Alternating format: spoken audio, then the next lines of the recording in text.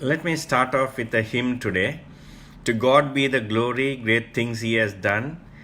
So loved He the world that He gave us His Son, who yielded His life an atonement for sin, and opened the life gate that all may go in. Praise the Lord, let the earth hear His voice. Praise the Lord, let the people rejoice. Thank you for joining me yet again on a weekday evening. We are doing a deep study of the book of Ephesians, and it's one of the best books to study, especially during these difficult times. So yesterday we started off with an introduction to the book of Ephesians, and today we are going to, and we went on to chapter 1 and verse 1. We did a little bit of it, and today we are going to progress further. So the first 3 chapters, the heading would be Doctrine for the Church. Then under that, the Chapter 1 verses 1 and 2 are salutation or greetings. Paul, an apostle of Christ Jesus by the will of God, to God's holy people in Ephesus, the faithful in Christ Jesus. We haven't even finished the first verse. So we looked at Paul. We saw that his previous name was Saul, meant demanded. God changed it to Paul, which means small. So God is teaching him humility. And also by stature he might have been small, but more than anything, his influence was enormous. And we also looked at the whole concept of being an apostle of Jesus Christ. And there are only 12 apostles. The 12 apostles, the foundation of the New Testament church. The church was built on the teaching, which was the foundation, because God gave his revelation to the apostles, and the apostles taught the body of Christ. We also see that Paul was an apostle of Jesus Christ by the will of God, not by his personal choice, but God called him, and it was due to the will of God. So that's where we stopped yesterday. So today we continue with that same verse. The next phrase in chapter 1 and verse 1 is to God's holy people. In the King James Version, the term saints is used. The Greek word is hagios, which occurs 9 times in the book of Ephesians, more than in any other New Testament book, with the exception of the book of Revelation. It is found once in the Gospel of Matthew. This is the only time the word hagios, or holy people or saints, is used in the 4 Gospels. Only in Matthew 27:52, the tombs broke open, and the bodies of many holy people or saints who had died were raised to life. In Acts, the word hagios or saints or holy people appears 4 times, twice in the book of Hebrews, twice in that little letter of Jude, and 13 times in the book of Revelation. But it is in Paul's New Testament epistles that the word hagios is most frequently used. It is used 40 times. Out of the 62 times it is used in the New Testament. So, holy people or saints, what does it really mean? The earliest meaning of hagios meant devoted to God. Therefore, something or someone sacred and holy. So, the meanings are revered, worthy of veneration, set apart for God, pure, clean, upright, sinless, holy, etc. It is very clear from the New Testament teaching that this term hagios means saints or holy ones is applicable to all believers and not to a category of people who lived an exceptional life of exceptional holiness. Today, the one segment of the church takes people who have passed away, who are dead, and they make them saints. But that concept is not biblical, and you don't see it in the scriptures. Whenever the New Testament uses the term hagios, it is used of all believers. And how do we become saints? Not by our good works, not by keeping the law. We become saints because we are redeemed by the Lord Jesus Christ. When we trust in Christ, the righteousness of Christ is imputed to us, and that's how we become saints in Christ. So when we become saints in Christ, when we become believers in Christ, we partake of the nature of Christ. So in that sense, we are the truly holy ones. So remember, we become holy not by our good works, but by the sacrifice paid on the cross by the Lord Jesus Christ. Then it says in Ephesus, written to the believers in Ephesus, to end that first verse, the last phrase is the faithful in Christ Jesus. Faithful here further describes and does not limit the preceding term, the holy ones or God's holy ones. Faithful means the believing ones. Once again, it is a description of all believers. So believers are described as faithful in Jesus Christ as well as God's holy people. So these are terms that apply to every single believer. Now we come to chapter 1 and verse 2 of Ephesians. Grace and peace to you from God our Father and the Lord Jesus Christ. Grace and peace. I want to explain these two together and connect them together, because grace and peace was very commonly used by Paul in his writings, and they were also commonly used in secular letters during Paul's time in the 1st century AD. Grace in Greek is charis. Peace in Hebrew is shalom. So although these words are used in a general sense, Paul uses it in a spiritual dimension. Now he uses the word grace 12 times and peace 7 times in the book of Ephesians. Grace and peace are regular elements of benediction traced back to the earliest times in the Old Testament. If you read Numbers 6:24-26, the famous priestly Levitical blessing, the Lord bless you and keep you. The Lord make his face shine upon you and be gracious to you. The Lord turn his face toward you and give you peace. Grace, gracious to you and give you peace. Now what exactly are grace and peace? Grace means divine assistance for daily living. The believers are already saved by grace through faith when we receive the Lord Jesus Christ as our personal Lord and Savior. But we need strength from God to face the problems, the trials, the struggles, the disappointments, the failures, and the sorrows of life.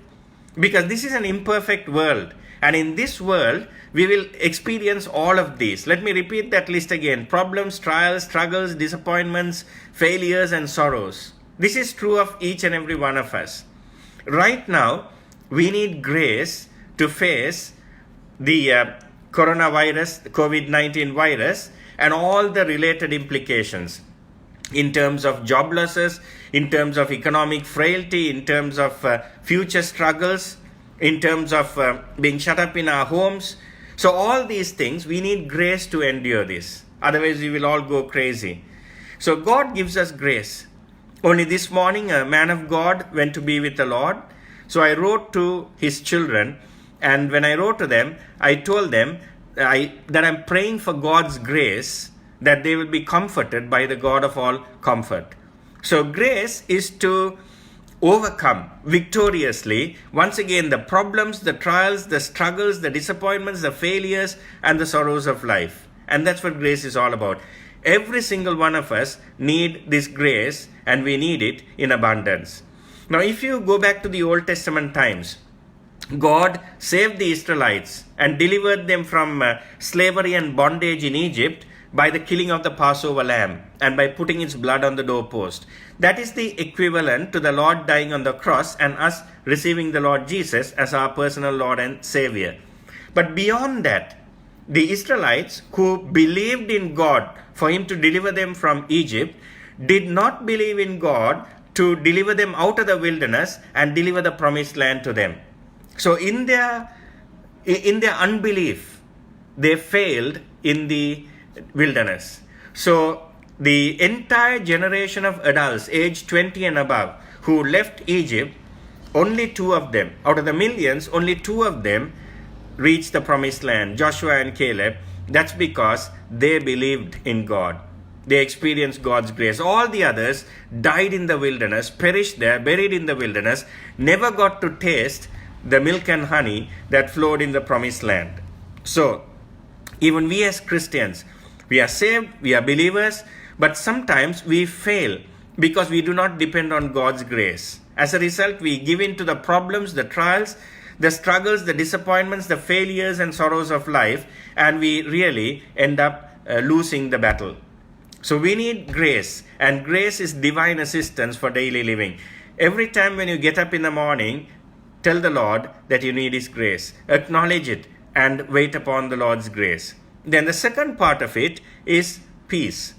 Now, peace is a spirit at rest in all the changing circumstances of life.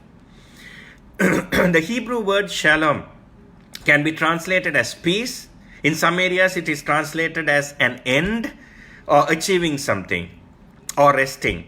In fact, only this morning, I was doing a devotion with my office staff, and we looked at one of the Old Testament names of God, Yahweh, Shalom, or Jehovah, Shalom. So, peace basically means resting in all the changing circumstances of life. Pardon me. The believers have already experienced peace with God when they trusted the Lord Jesus Christ as their personal Lord and Savior. But day by day, they need the peace of God. That is the calm, settled repose that is independent of circumstances, that results from taking everything to God in prayer. So you see, grace and peace come to us at the time of salvation. By grace we are saved through faith. Then, when we are saved, when we come to the Lord Jesus, we have peace with God. Romans chapter 5 and verse 1. But after we are saved, we need to have grace and peace given to us continually. Grace comes to us and peace comes to us through the Lord Jesus Christ in prayer. Philippians 4:6-7. Do not be anxious about anything, but in everything, by prayer and petition, with thanksgiving, present your requests to God, and the peace of God, which transcends all understanding, will guard your hearts and your minds in Christ Jesus. So remember, how do we appropriate this peace for us? This spirit of rest, we get it from the Lord Jesus. Through the Lord Jesus, we get it from God. So I want to read to you the verses of this beautiful hymn. You're aware of it? What a friend we have in Jesus. All our sins and griefs to bear. What a privilege to carry everything to God in prayer. Oh, what peace we often forfeit. Oh, what needless pain we bear. All because we do not carry everything to God in prayer. Have we trials and temptations? Is there trouble anywhere? We should never be discouraged. Take it to the Lord in prayer. Can we find a friend so faithful who will all our sorrows share? Jesus knows our every weakness. Take it to the Lord in prayer. Are we weak and heavy laden, cumbered with a load of care? Precious Savior, still our refuge. Take it to the Lord in prayer. Do thy friends despise, forsake thee? Take it to the Lord in prayer. In his arms he'll take and shield thee. Thou wilt find a solace there. Every time there is a birthday or an anniversary in my life, I sit and think back on the grace and peace that God has given me. Only 2 days ago, day before yesterday, was my 28th wedding anniversary, and some of you know that. And I sat back on that day and looked at the grace and peace that He had given me and Mary over the last 28 years of our life together. And we are a very funny set of creatures. Every time our planet goes around our star, we celebrate it. We call it a birthday. And every time my birthday comes around, and I've had quite a few of those, I won't tell you how many, but every time my birthday comes around, I sit and think of the extent to which God had extended His grace and His peace in my life. So it is worth noting that grace comes first before peace. Only after grace has dealt with the sin question, then peace can be known. So grace is 1, peace is 2. It has to come in that order. You can't put the cart before the horse. So grace first, peace second. Grace and peace to you from God our Father and the Lord Jesus Christ. Now we need grace and peace fresh every day, every hour, every moment. Now they do not come from our circumstances or our feelings, but they come from God the Father and the Lord Jesus Christ. You need to remember that. Grace and peace do not come from our circumstances or our feelings. Take feelings for example. It depends on so many factors, including the chemical reactions in our body. So don't depend on those. Our grace and peace come from God the Father and the Lord Jesus Christ. Now it's also interesting to note that Paul does not hesitate to put the Lord Jesus Christ in the same level as God the Father. Why? Because God the Father is God, the Lord Jesus Christ is also God. God our Father. It's interesting once again that the term God speaks of somebody who is infinitely high and unapproachable. And the term Father speaks of someone who's so intimately near and accessible. Can you see both these things coming together? God is somebody who's infinitely high and unapproachable.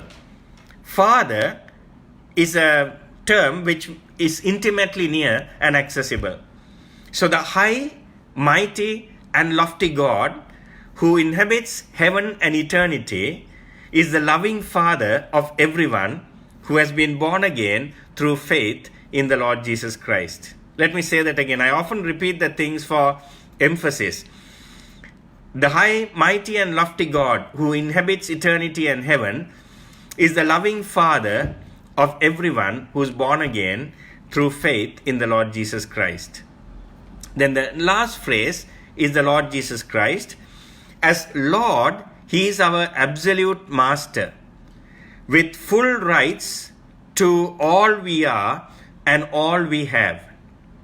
As Jesus, He is our Savior from sin. As Christ, He is our divinely appointed prophet, priest, and king. So you can see the high and the mighty is combined with the low and the humble, or the lowly and the humble. So this is the paradox that we see about our God. God our Father and the Lord Jesus Christ. So that brings us to the end of verse 2 and the first part of that chapter 1, which is the greetings. Now, from chapter 1, verses 3 to 23, will be the ground and glory of the church. Firstly, chapter 1, verses 3 to 14, the ground of the church. Now, there is something interesting here that I want to share. If you haven't read about that, or if you had not known that, we know that the Bible was written, the New Testament was primarily written in the Greek language. In the original Greek text of the Bible, verses 3 to 14 is just one sentence.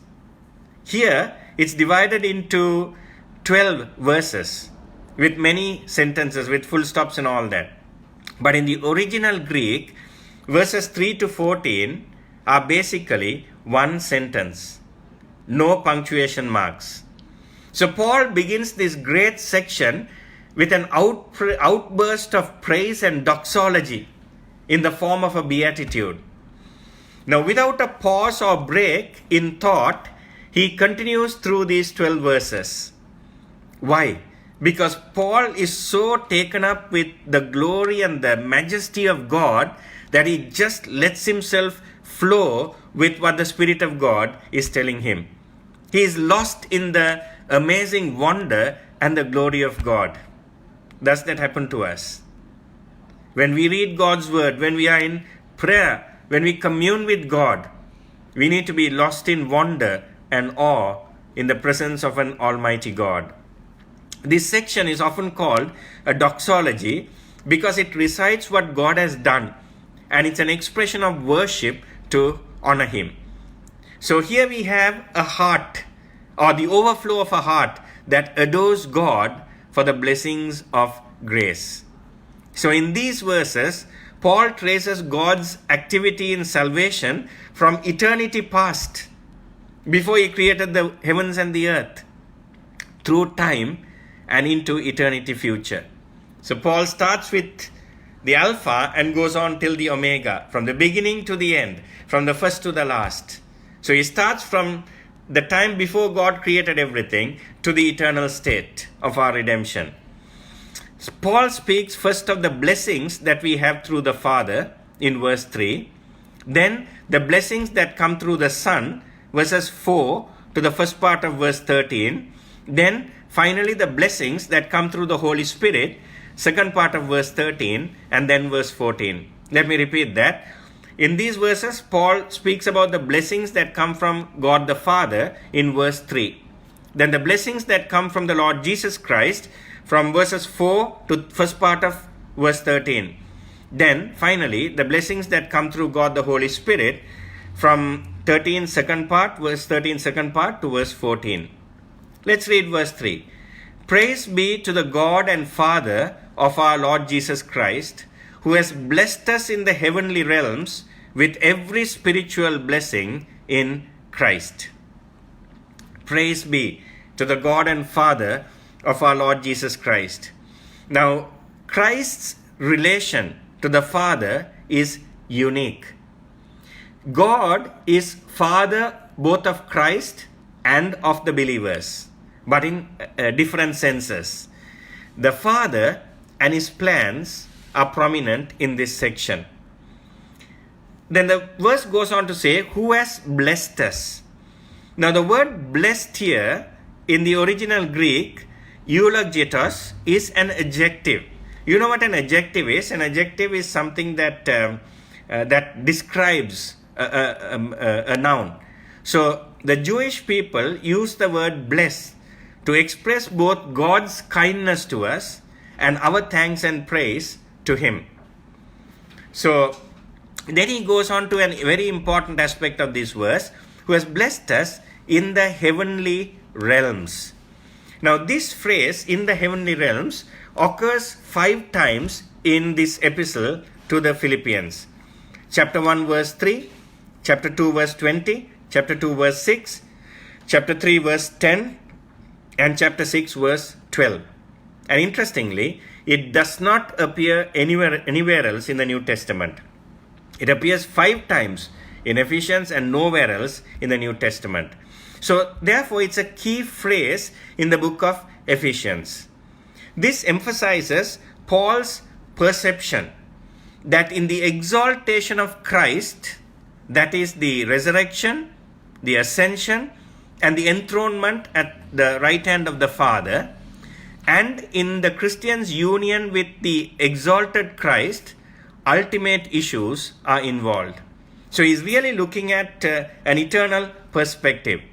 Right. At stake are God's eschatological purpose, means the future, prophetic events, and the titanic conflict between God and the powerful spiritual forces of evil that are arrayed against God. A purpose and a conflict that come to focus in the history of redemption. Now, Paul asserts that through their union with the exalted Christ, Christians have already been made beneficiaries of every spiritual blessing which belongs to and comes from the heavenly realm. Let me explain that one more time, because this is important. By using that phrase that God has blessed us in the heavenly realms, Paul is effectively saying, let me put it in very simple language, Paul is effectively saying that we believers, since we are united with Christ, we are now part of Christ's body, that we are beneficiaries of every spiritual blessing that comes from the heavenly realms. Amen to that. He has blessed us with every spiritual blessing. The blessing here is eulogia in Greek. From that you get the English word eulogy, which basically means to speak well of. That's what you do at a funeral. Now, so we bless God by declaring him to be blessed. He blesses us by actual enrichment. So we are blessed with every spiritual blessing in Christ. Now again, this phrase, in Christ, is used 12 times in verses 3 to 12 in this section. It's used 12 times. So in Greek it is en Christo. Now this is the heart of Paul's theology. Paul's theology is very Christocentric, means it is centered around Christ. Christ is everything for Paul. Now we cannot bypass Christ and find God. So in Christ means the spiritual union that Christ has with us, his believers, which Paul often symbolizes by the metaphor, the body of Christ. So it is Christ who has procured for us these spiritual blessings through his finished work at Calvary. This verse states a tremendous truth. Now, God blesses us with every spiritual blessing in the heavenly realms in Christ. Now, we need to understand this because there's a lot of falsehood that is going on in the name of Christianity today. God blesses us with every spiritual blessing in the heavenly realms in Christ Jesus. But he has not promised us every material blessing that we might wish. But he does offer every spiritual blessing. And these spiritual blessings come to us in heavenly fellowship with Christ. So the greatest blessing a person can enjoy is the conscious presence of Christ in his heart. So God has not promised the body of Christ every material blessing. When we talk about material things, God very specifically says, I'll meet your needs. Never will I leave you, never will I forsake you. Be content with what you have. Seek first the kingdom of God and his righteousness, and all these things will be given to you as well. But when it comes to spiritual blessings, let me emphasize that word again. Every spiritual blessing in the heavenly realms. Isn't that amazing? We who are earthly can be blessed with every spiritual blessing that comes from Christ Jesus. Now the Greek preposition en, which in English is in, occurs thrice in this verse. God has blessed us in every spiritual blessing in the heavenly realms in Christ. Let me repeat that. God has blessed us in every spiritual blessing in the heavenly realms in Christ. So the challenge that confronts every Christian is to make sure that we remain in Christ. Here alone are safety and salvation, peace and protection. Blessing comes through abiding in him. John chapter 15. Everyone in this world is either in Adam or in Christ. Those who are in Adam are in their sins and therefore are condemned by God. But when that person believes in Christ as his sin bearer, God sees him as being in Christ. When he is in Christ, he stands before God clothed in all the acceptability and the righteousness of Christ himself. He will enjoy God's favor and acceptance forever. So I want to stop at this point because I've got a very important point coming up. We are still in this chapter 1 and verse 3, which is about the positional righteousness of Christ, of a believer, and the practical righteousness of a believer. Now this is important for us to understand because this will clear a lot of the falsity that is being preached in the world today. What is the positional righteousness of a believer and what is the practical righteousness of a believer? And we will see this tomorrow, God willing, at 9 o'clock. So please join me. We have this study every evening at 9 o'clock in the evening, without fail, in the will of God. And we do this for half an hour of simple, pure Bible teaching. And once I finish, I will also upload this to my Facebook page and you can watch it again. Or if you have joined late, you can watch the whole thing. So remember to join me every evening at 9 o'clock. And I believe God's word would have spoken to us. So let us now close in prayer. Our loving and heavenly Father, we thank you that we can call you Abba Father. Lord, you dwell in the midst of heaven and you dwell in the midst of the praises of the heavenly hosts. But we thank you, Father, that you are still willing to become our Father and become personal with us. Lord, we thank you that we can call you Abba Father It is a great and a wonderful privilege that you have given to us through your Son and our Lord and Savior Jesus Christ, in whose name we pray. Keep safe. See you tomorrow night. God bless you.